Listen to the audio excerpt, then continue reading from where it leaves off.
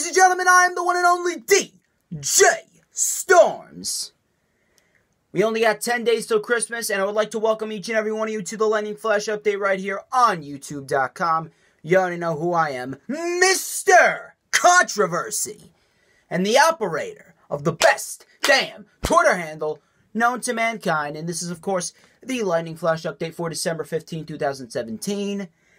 And do not forget, I mentioned this a couple weeks now, do not forget to tune in next week, December 22nd, for a special little Christmas segment on the Lightning Flash update. And it's pretty crazy. In only 2 more weeks, it's going to be the final Lightning Flash update of 2017.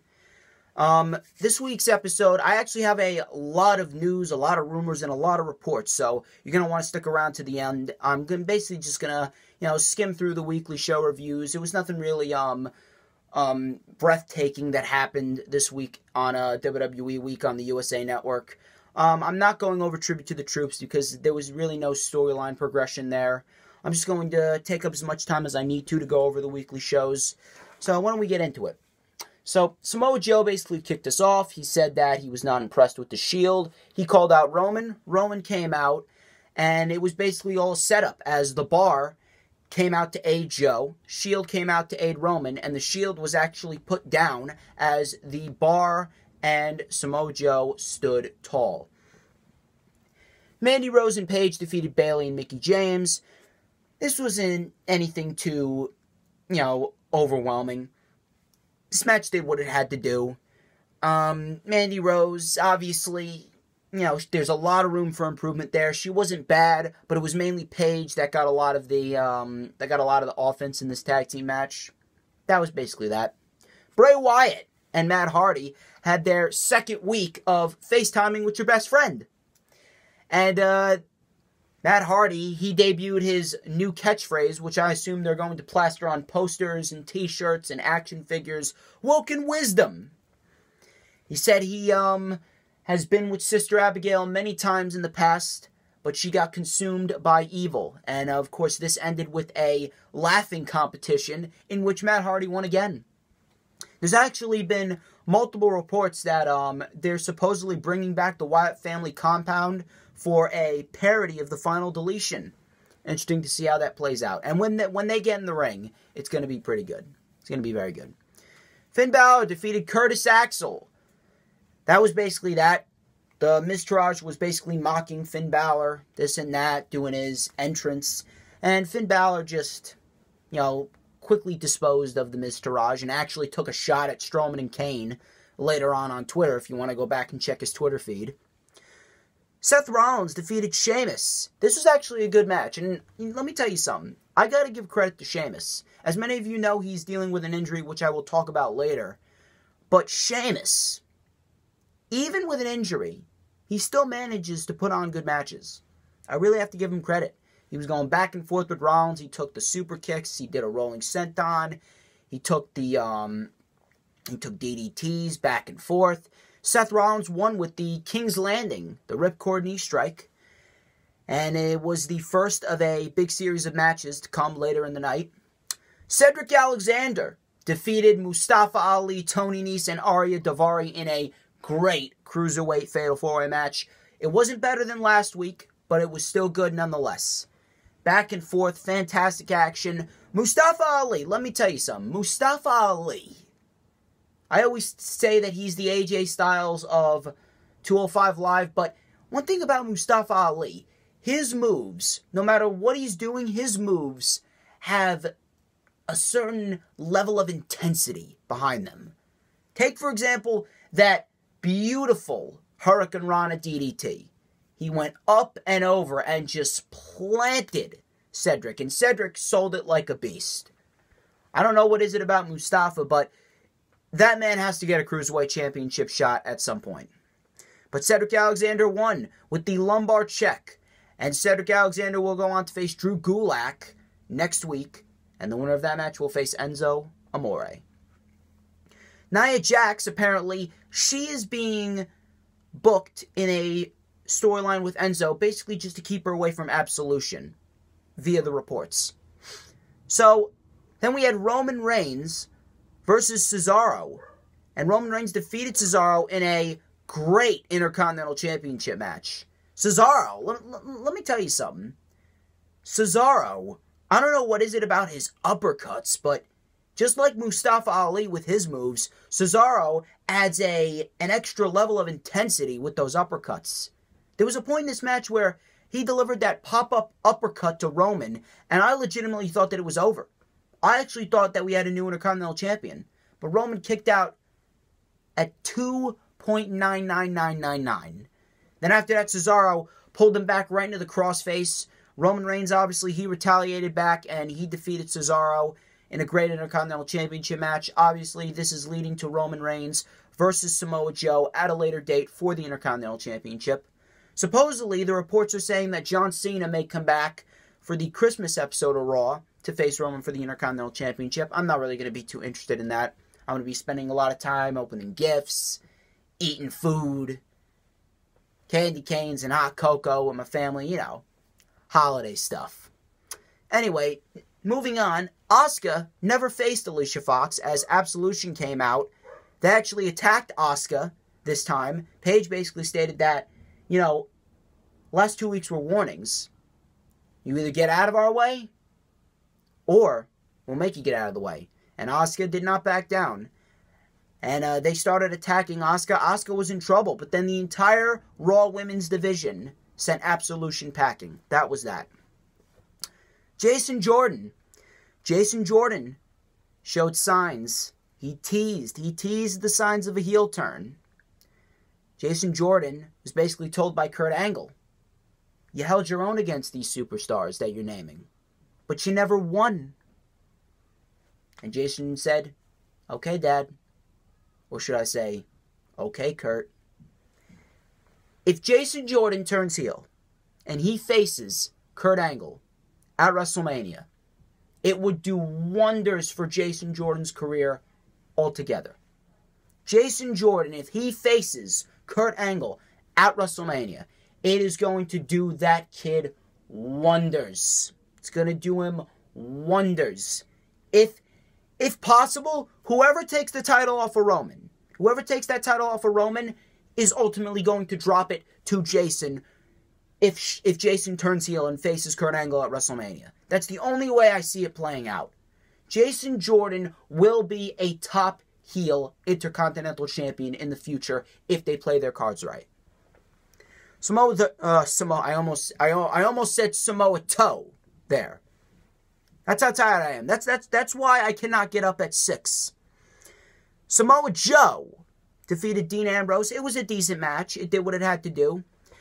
Jordan was actually tied up in the mix as he was put in the coquina clutch by Samoa Joe. Ambrose did a tope through the ropes, took out Joe. Joe actually did a tope right back to him when Ambrose was arguing with Jason because Jason distracted the ref, and Joe won with the coquina clutch. Main event. Why? You know what? Before I even say anything else, I guarantee you that the majority of the wrestling community are asking the same exact question that I've been asking. Why is Kane in the main event?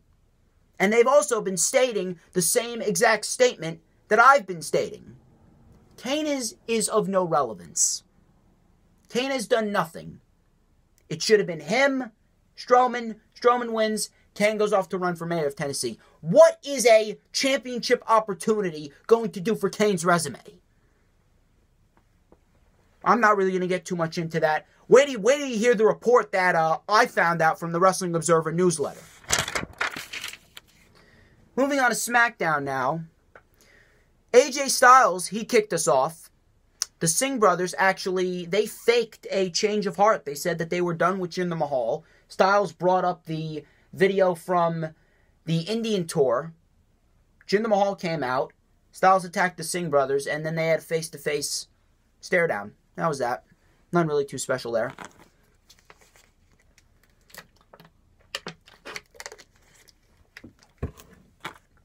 Charlotte versus Ruby Riott ended in a DQ when Natalya attacked Charlotte. They went for a like a 4-on-1 situation, like a 4-on-1 mugging of Charlotte, Naomi and the rest of the SmackDown Live Women's Division actually came out and they sent the Riot Squad packing, similar to what they did with Absolution. Okay, not really too special there. All the other women are just there as lumberjacks. It's really about Charlotte and Natalya. And hopefully we get to see Charlotte and Ruby Riott down the road for the SmackDown Live Women's Championship. Zack Ryder challenged Mojo Rawley via Facebook Live to a match at Clash of Champions. And he accepted. So now we get those two on the pre-show. Should be a pretty good match. You can catch my predictions tomorrow, actually.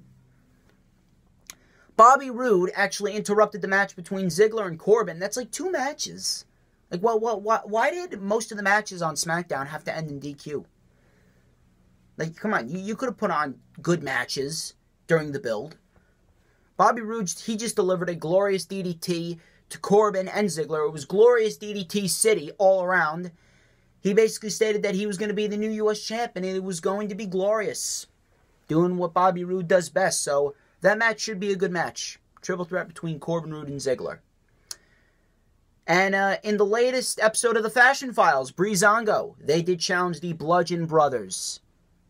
They will face at Clash of Champions. The Bludgeon Brothers then defeated a couple jobbers. I can't remember this guy's name, but he was from ECW, and I think his name is Colin Delaney, I believe. Him and another jobber faced the Bludgeon Brothers. One of them, he was caught by Rowan. Rowan put him on top of Harper. They hoisted him up in the air for a powerbomb, and the guy just let out just a screech, just a squeal, like a pig squeal. And while he was up in the air, just yelled the pig squeal, and then he came down. I was laughing my ass off. I had tears rolling down my face.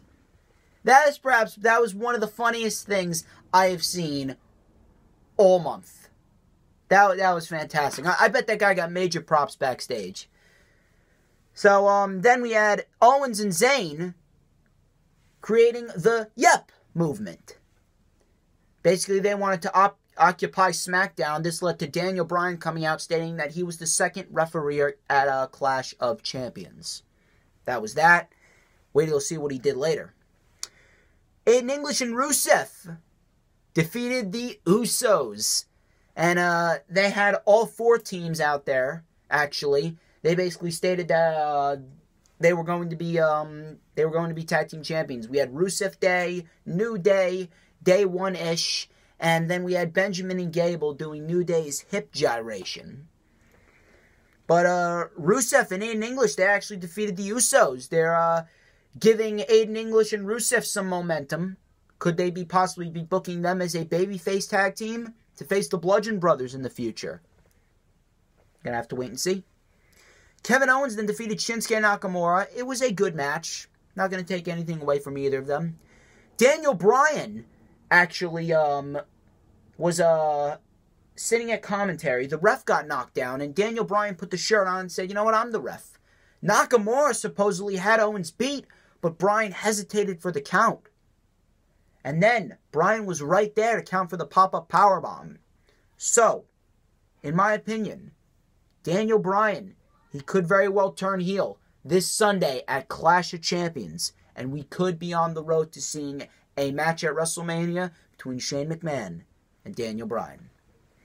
That was that for SmackDown Live. Again, nothing really too special. 205 Live, it was a decent show. The main segment didn't really do too much. Gulak, though, he basically showed his loyalty to Enzo Amore in the main event, which I will go over. So Gulak, he starts off the show, actually, and Cedric defeated Arya Daivari.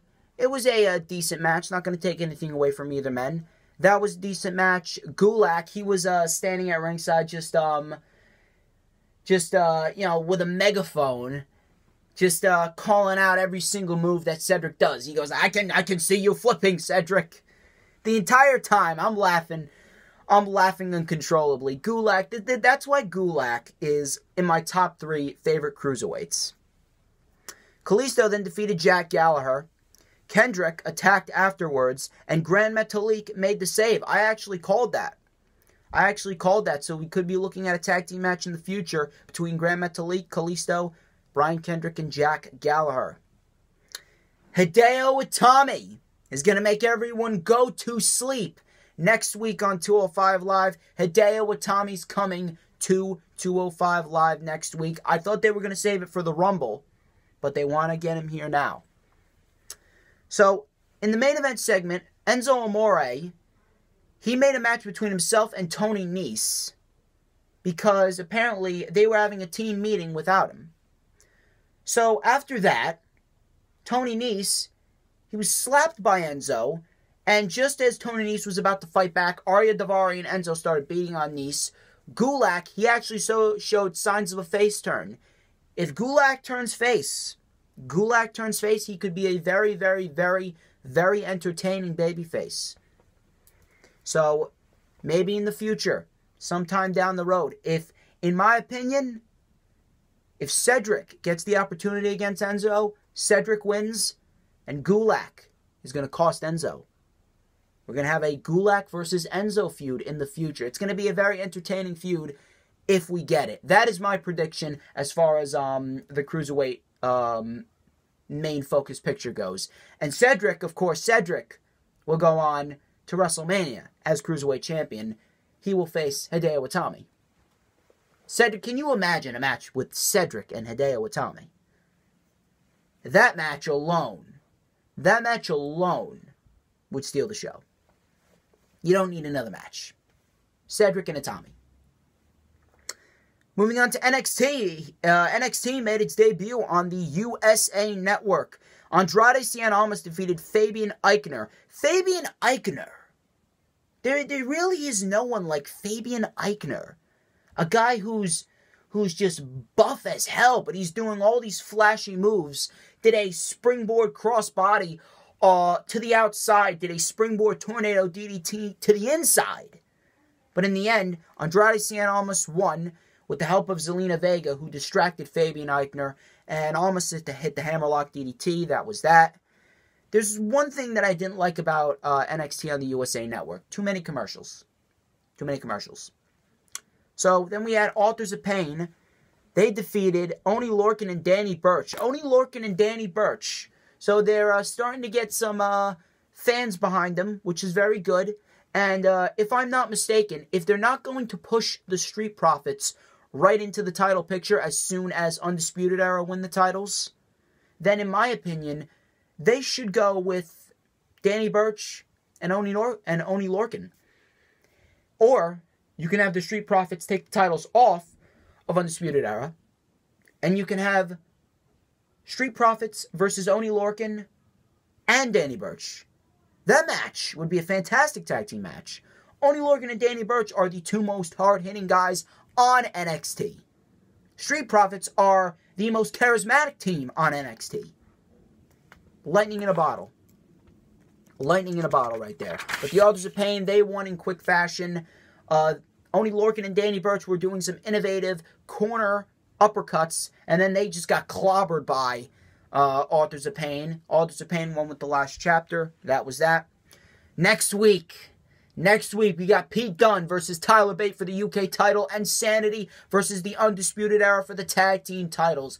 It is going to be good. Oh, and also, Shayna Baszler, Queen of Spades, is coming to NXT. She's going to be a force to be reckoned with in the future. Alistair Black, he defeated Adam Cole. It was a good match, but I feel as though they kind of got gypped. I feel as though all these commercials kind of took away from the feel, and all the commercials kind of watered down this match.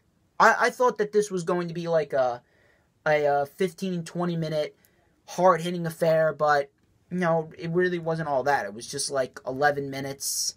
Not saying it was bad. It was good, but it was just 11 minutes of this and that. It was mainly just 11 minutes of traded strikes back and forth.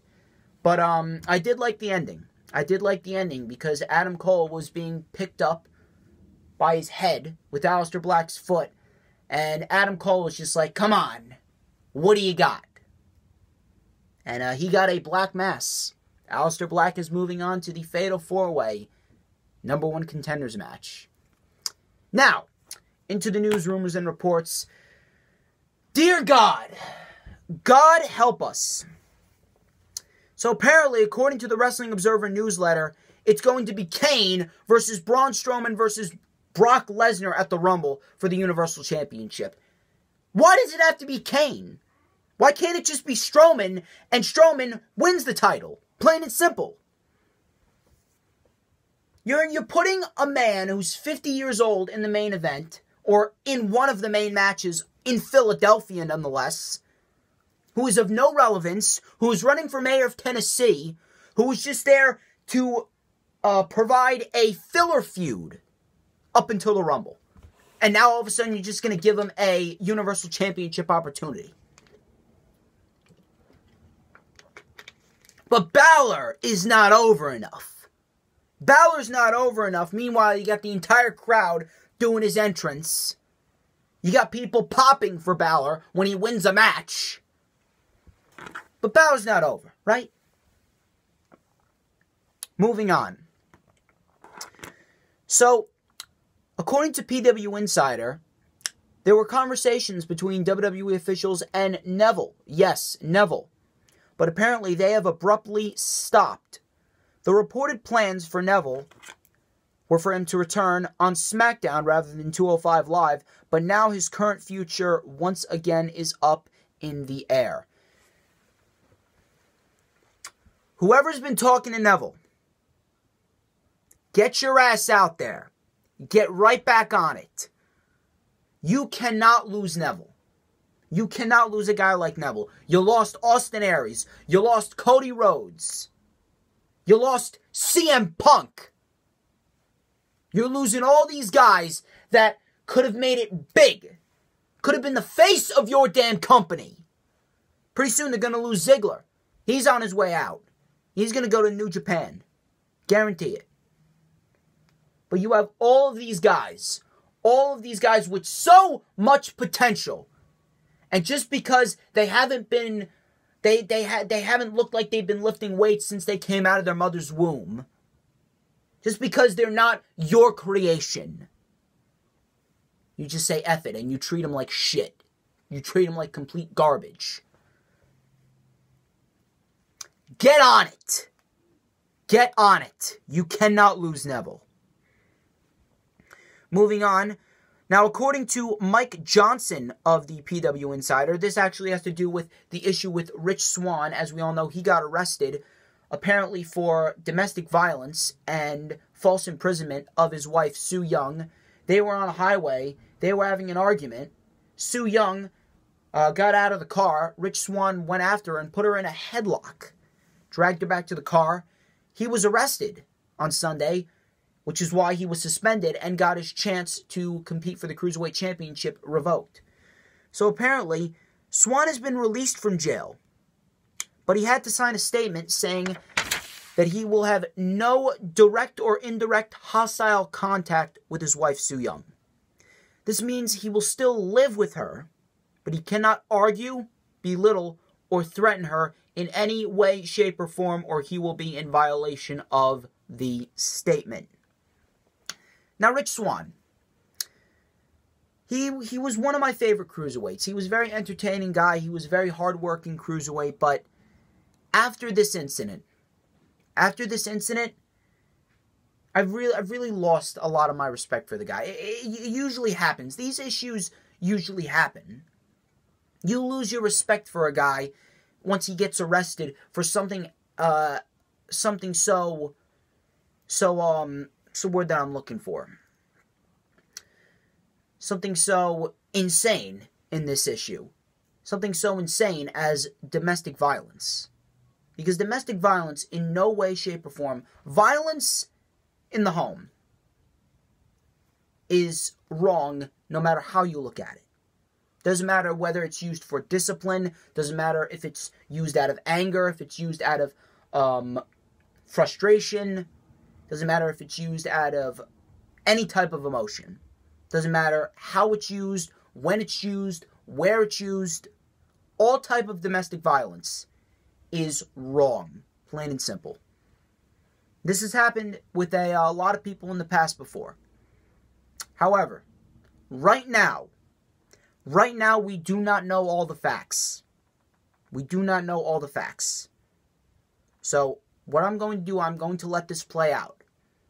I really have lost a lot of my respect for Swann, but I am not going to go and say, okay, he's the devil in disguise right out of the gate. Apparently, this is what it has come to. He signed a statement. He's not going to have any direct hostile contact with his wife for now. But if things get out of hand, obviously WWE, they're going to take the next step, in my opinion. Termination. That's that. Moving on to a more positive note. According to PW Insider, a lot of PW Insider reports right now. Rockstar Spud. Yes, you heard me correctly. Rockstar Spud is set to debut next week for the 205 Live Cruiserweight division on Raw. So we're going to get Rockstar Spud on Monday, and we're going to get Hideo Itami on Tuesday. It's a big week for the Cruiserweights. Big week for the Cruiserweights. Moving on now, according to I almost said PW Insider again. According to Sports Illustrated, Vince McMahon, surprisingly, is a huge fan of Woken Matt Hardy. Now that's actually surprising, considering it's something that we the fans enjoy.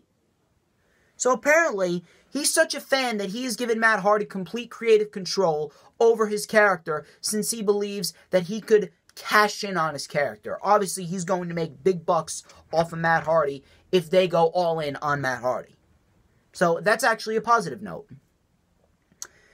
So, as already reported by multiple sources in the past, Sheamus is currently suffering from spinal stenosis. It is the same exact injury that ended the careers of Edge and Stone Cold Steve Austin. Recently, he's actually been taking few bumps at live events, and he's been put in a lot of multi-man matches, which will preserve him for the actual televised shows. That is a very smart idea. Very smart idea. And I hope Sheamus, he has a speedy recovery. Because to be quite honest, even though he hasn't really reached that full potential, in my opinion, as far as, getting over with the fans, I think he's a very good wrestler, and he's been doing some of the best work of his life with Cesaro right now.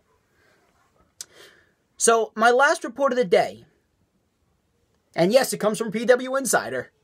I'm a PW Insider guy. What do you want me to tell you?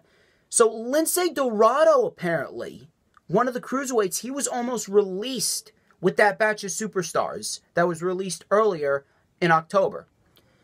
Since he apparently had a problem with a writer, the writer complained to WWE management that Dorado was very aggressive when pitching ideas to him about the Cruiserweight division, and he felt threatened by Dorado. Dorado, his contract was considered...